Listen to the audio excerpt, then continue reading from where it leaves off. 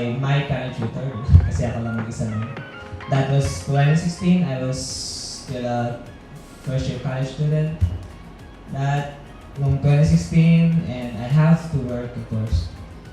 And so every after school, I was going to different places para magturo ng piano. That's why my current tutor na yung pangalan ng tutorial center natin.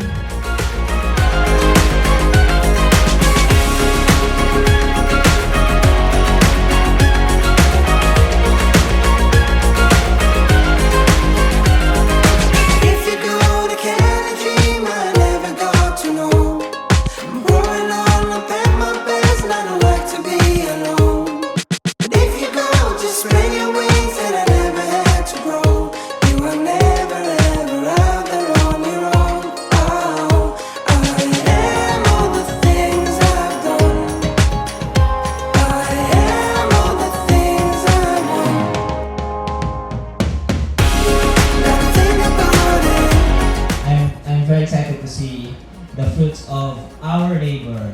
Tayong mga magulang, of course, mga teachers, staff na nagtatrabaho behind my piano tutor. Let's go down the valley places I've never been. Ride a Sunset Boulevard with a top down for the scene. If you wanna join a ride, we'll be perfect on the screen. I never gave up on my California dreams. Now I am all the things I've done. I am all the things I want.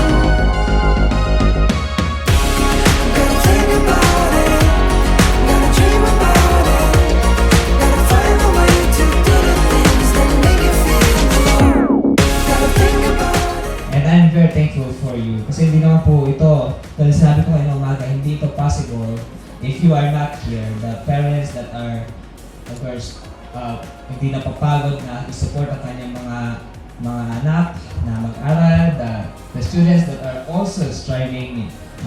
Of course, alam natin, nag-aaral sila, but then they have this passion to learn music.